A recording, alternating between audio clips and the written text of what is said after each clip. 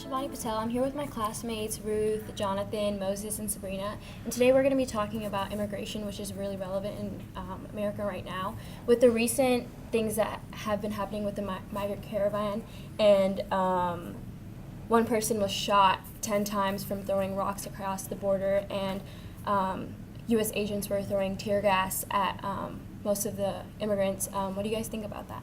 Well, I think it's pretty despicable, like how the U.S. is treating the Central Americans right now, because the reason they're fleeing is because of the lack of resources and the corruption in Honduras that comes from the U.S. involvement. That since the U.S.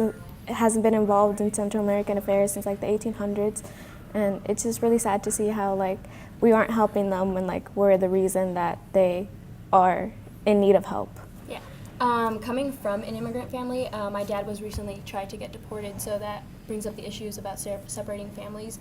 He's lived in America for about 30 years, and it's kind of crazy, but do you guys think that Trump is trying to help with his policies? Do you guys think that it's helping America? I mean, we know that Obama was known to deport a lot of people too, but those people were specifically only illegal criminals. Do you think he's trying to do the same thing, or he's putting in his own opinion to his political actions? Yeah, I'm sorry, go. Okay.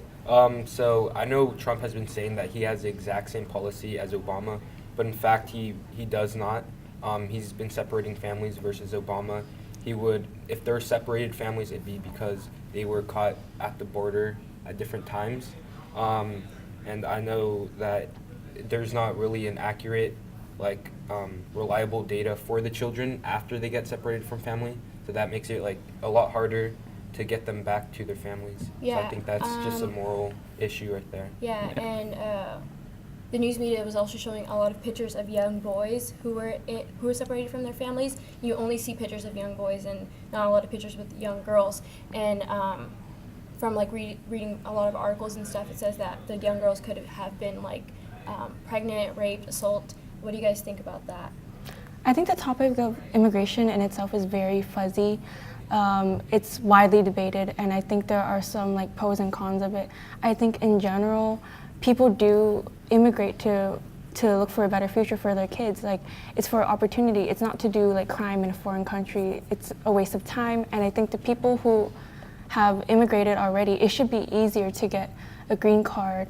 In itself, it takes about 10 years to even get a green card. So I think it should be easier for people to gain citizenship, U.S.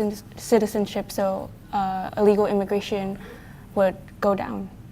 Yeah, I agree with that, because I feel like the kind of immigrants are kind of seen as they're kind of made to be seen as criminals and stuff like that. With the caravan and with the family separation, they're not really taking they're not really what's it called again? They're not really treating them as humans. They're dehumanizing them. Yeah.